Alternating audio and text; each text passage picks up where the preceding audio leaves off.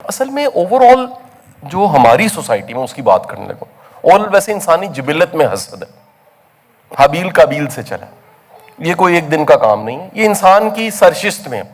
میں آپ کو ایک چیز بتاؤں کہ جو جتنا بڑا گناہ ہے نا اور اسے بچنے کا حکم ہے اتنا بڑا ثواب ہے بیسیکلی۔ مثلا 103 ٹائم قرآن میں ہے صبر کرو، 103 بار۔ اچھا کس کو کہا جا رہا ہے؟ آپ کو اور مجھے کہا جا رہا ہے۔ کیوں کہا جا رہا ہے؟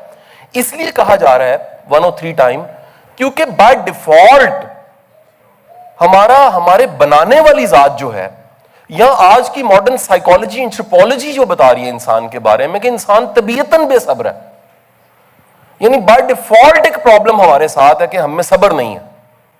اور یہ صبر نہ ہونا، اب یہ بڑے دھیان سے ایک نقطہ میں بالخصوص پیرنٹ سے بات کرنے لگا، صبر جبلتاً نہیں ہے، اور خدا نہ خواستہ اگر بچے نے ماں باپ کے جھگڑے دیکھے ہیں تو وہ بے صبراپن اور بڑھ جاتا ہے،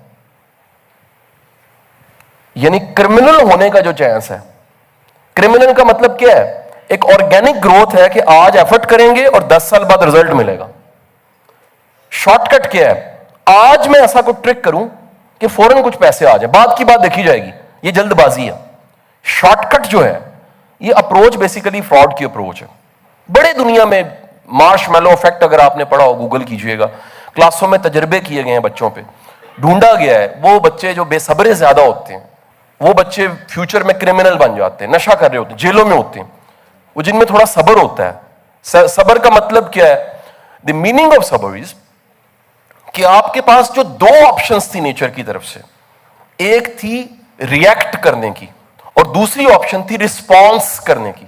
ریئیکٹ آپ کی جبلت ہے، سروائیول کی کٹ جو آپ کو ملی ہوئی ہے وہ فوراً کہتی ہے کہ اونچی آواز ہے تو گھبراؤ، سردی لگی کانپو، کسی نے برا کہا ہے تو جواب دو، کسی نے ایک ہاتھ مارا ہے دو مارو، یہ ریئیکشن ہے۔ رسپانس کا مطلب ہے کہ کچھ بھی ہونے کے بعد آپ یہ سوچیں کہ میرے پاس ایک ایسی کمال کی چیز ہے جس کی وجہ سے میں انسان ہوں۔ 8.7 ملین مخلوقات میں سے میرے نمایاں ہونے کی صرف ایک وجہ ہے، اور وہ ہے میں رسپانس کر سکتا ہوں، میں ریئیکٹ نہیں کرتا۔ اور وہ رسپانس کا مطلب یہ ہے کہ جو کچھ بھی ہوا ہے اس کے بعد میں سوچوں سمجھوں، اور وہ نیچر میں جو مجھے عنایت دی ہے آپشنز کی، option number 1، option number 2، option number 3، option number 4، میں اس کی طرف جا کے سوچ سکوں۔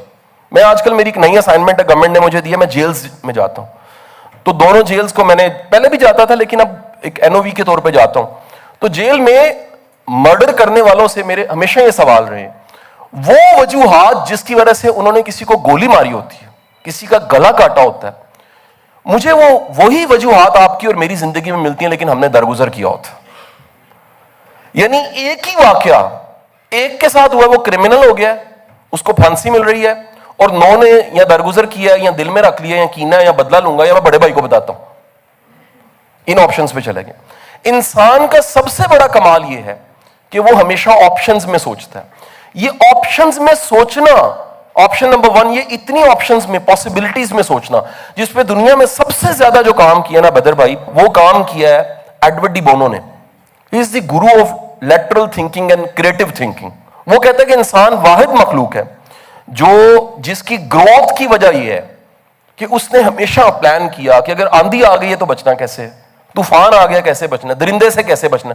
باقی کسی مخلوقات، جب سے بکرا دنیا میں آیا، جب بھی چھری آتی ہے کٹا جاتا ہے، جب سے دنیا میں گدھا ہے اس پہ لوڈ ہی ہوا ہے۔